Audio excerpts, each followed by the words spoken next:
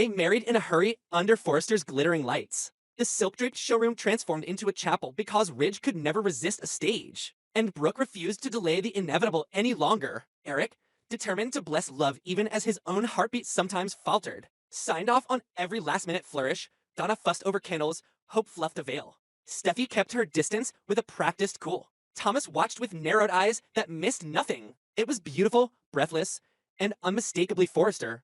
A wedding stitched together in ours, hemmed with diamonds and doubt. When Ridge lifted the veil and kissed Brooke, the applause was polite, the smiles photo-ready, and the echoes of the vow reverberated against glass and mirrors like a promise to the past, as much as to the future. But the murmur began even before the champagne corked soft, barbed, impossible to ignore. Ridge, again. Ridge, forever looking over the fence. Ridge, the man who loves every woman who can break him. The whisper traveled from intern to seamstress to executive spouse, slipped into makeup rooms and PR group chats, arrived at the ears of the couple before the cake was even cut. Ridge hears everything when he tries to hear nothing. The name Taylor lived beneath his tuxedo collar like a second skin. Brooke heard it too, not as gossip, but as a dare. She has never been a woman who lets yesterday bruise tomorrow. This time, she needed more than vows and diamonds. She needed to strip the past of its oxygen and watch it collapse. So while the florist reclaimed the rented orchids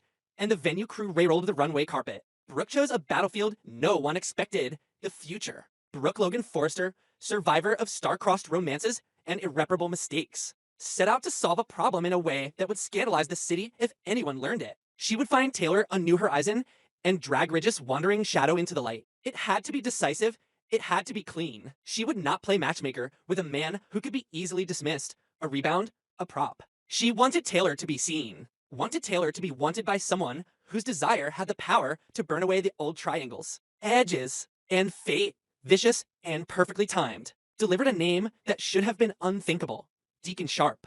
Deacon bartender turned restaurateur, sinner turned striver. A man who once tangled up Brooke's life until she could barely breathe, and then kept breathing anyway. Deacon Hope's father. A walking contradiction with a kitchen full of second chances and a ledger line of unforgivable history. Deacon who knew both women's seasons and had learned, painfully, to keep his hands off fire. The moment the name flashed across Brooke's mind, she tried to dismiss it. She tried again. It persisted. It made a poisonous kind of sense. A man not owned by Forrester politics, but welded to their narrative. A man with enough charisma to challenge Taylor's defenses, and enough humility to value her steadiness. If Taylor moved toward Deacon, it would close a door that Ridge had always imagined stayed ajar. The plan was audacious and indecent and exactly the sort of risk Brooke takes. When she refuses to be haunted, she reached out to Taylor under the guise of truce. Coffee, white flag, a promise not to relitigate anything. Taylor, tired of being gracious in public and lonely in private, accepted.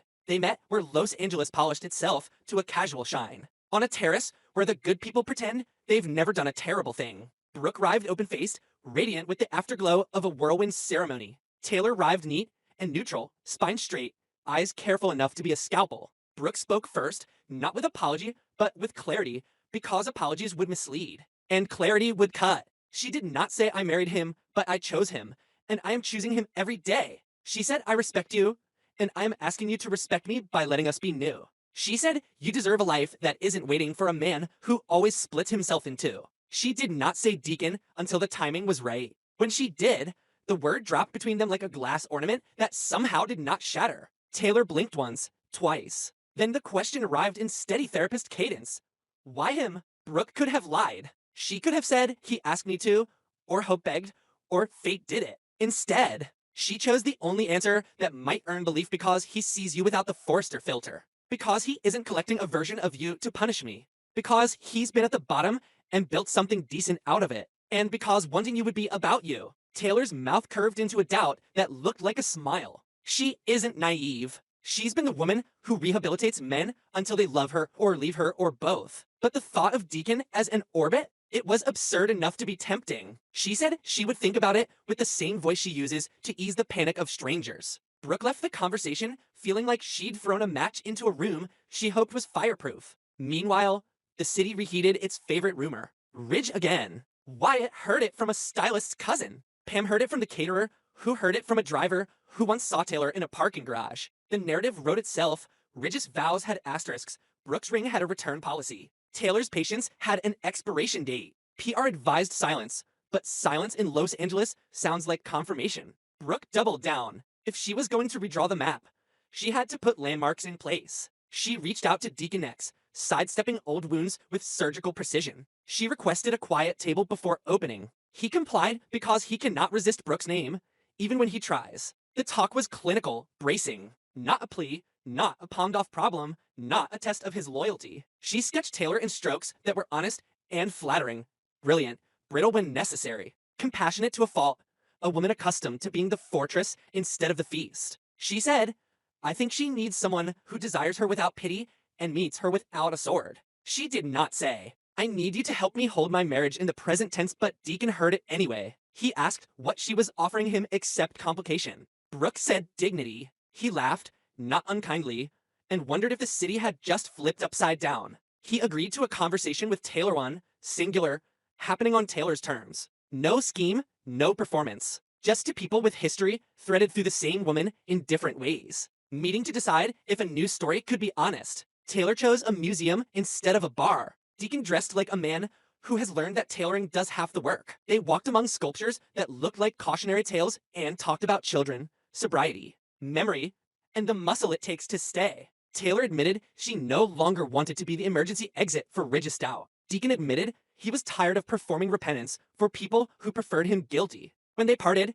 there was no promise, but there was a gravitational tilt. Steffi felt it almost immediately, the way daughters feel air pressure changes around their mothers. She confronted Brooke with velvet and barbed wire. How dare you treat my mother like a charity case? How dare you make the chessboard out of men when you could leave us out of it entirely? Brooke didn't flinch. She said, this isn't charity. It's a door. Steffi's anger took shape in the oldest accusation. You only ever fix what you break by breaking something else. Ridge, stubbornly earnest, tried to wave away the brewing storm by insisting that his love was a finished sentence. But even he knew that a vow cannot silence a ghost. It can only invite the living to speak louder. Invitations went out for a Forrester post-wedding gala fate to rewrite the narrative. With champagne and curation, Eric wanted music, Donna wanted sparkle, Hope wanted calm. PR wanted headlines that mentioned couture more than controversy. The guest list read like a genealogy of grudges. Taylor received her invitation and decided not to decline. Deacon received his and pretended not to notice the risk. Brooke received hers and understood this would be the night the experiment either proved its purpose or ignited the room. The evening glittered. Dresses moved like water. Cameras caught smiles that could double as armor. Ridge and Brooke made a circuit of the floor like monarchs temporarily at peace. Taylor arrived in a gown that refused to apologize for anything, and Deacon accompanied her with the poise of a man who has survived worse rooms than this. The first sightings triggered a tremor. Whispers mutated into statements. If Brooke planned to inoculate the city against the old triangle, she had chosen the strongest dose, Taylor plus Deacon, side by side, unashamed. Hope's breath hitched. She loves her father, but she knows the math of optics. Steffi moved to intercept, protective instinct blooming into strategy. Ridge held Brooke's hand tighter. The band slid from jazz to something only slightly less dangerous. The opening volley was polite, because women who have warred this long understand. That courtesy is often the sharpest blade. Brooke complimented Taylor's dress. Taylor thanked her for the introduction to a conversation she hadn't known she needed. Deacon hovered with the grace of a man willing to be furniture until he is invited to be flame. Steffi, slipping in as if summoned, asked Brooke whether she'd scheduled Taylor's appointments now too. The circle tightened. The gala vibrated with the kind of attention you can feel even when backs are turned. Brooke kept her voice low and steady. I will not apologize for believing Taylor deserves a life. That isn't built from Ridge's echoes. Taylor's eyes flashed, not with offense, but with a protectiveness of self she had too often hid. And I will not be moved. Like a piece you've grown tired of losing to. Deacon tried to lighten, to cut the tension with a line about grown-ups and second chances. But the room had scented blood. The past clawed its way onto the dance floor the Capri years. Aspen standoffs, vows taken, vows broken, holidays where one woman set the table while the other set the terms. Ridge became the fulcrum everyone pretended he didn't want to be. He attempted calm. I married the love of my life. I respect the mother of my children. I'm asking all of you to let me be done choosing between ghosts. The phrasing landed like a match on dry brush. Taylor heard ghost and saw herself erased. Brooke heard choosing and heard he still could. The glittering air compressed until even the chandelier seemed to lean closer. Taylor turned to Brooke, voice unshaking, and said, If your way of protecting your marriage is to gift trap me to the last man who broke you, then we are not speaking about love. We are speaking about control. Brooke fired back without blinking. Control is what kept Ridge ping-ponging between us for decades. I'm ending it. If Deacon sees you and you see him, that's not my control, that's your freedom. Deacon stepped forward not as the subject, but as a man refusing to be a prop. He told Taylor in front of everyone that he was there because he wanted to be, not because Brooke asked. He acknowledged the past without shrinking beneath it, looking Brooke dead on and saying I'll never undo the harm, but I can choose the next right thing. And right now it's telling you, Taylor, that you are not a consolation prize. The room inhaled. Steffi aimed her words at Brooke like an elegant spear. You don't get to call this empowerment when the outcome benefits you. Taylor cut in before Brooke could answer, turning to Steffi with a mother's command. I do not need you to defend me tonight. I am not fragile. I am choosing what I speak to and what I walk past. Brooke stood in the crosswind and recognized something she had both wanted and dreaded. Taylor no longer waiting at the door of Ridge's house like a patient saint. The narrative she tried to script had taken on its own life. That is the danger and the thrill of pulling a future forward it does not promise to stop. Where you meant it to. PR tried to pivot the gala back to fashion with a spotlight on archival gowns. But gossip does not surrender to velvet, Eric. The last courtly heartbeat in a room of sharp ones asked for music louder and led Donna to the floor as if reminding everyone that love can be elegant, even when it's inconvenient. The gesture softened edges, but didn't erase the center. Brooke and Taylor stood arm's length apart, to women who refused to be footnotes in a man's epic. Ridge learned, in real time, that vows cannot rewrite reputation, only conduct can. Deacon learned that stepping into the light means inviting every old wound to attend the party. Hope learned that her family tree will always bloom in public. Steffi learned that protecting her mother doesn't mean orchestrating her choices. And the city learned that Brooke's attempt to cauterize the past had consequences. No one could fully predict. The clash did not end in thrown drinks or shattered glass. It ended in decisions pressed like fingerprints into the night. Taylor escorted Deacon to the terrace, where the cool air tasted less like judgment. She told him she would not be paraded as proof of Brooke's security blanket. But she also told him she'd felt something waking that she had kept asleep.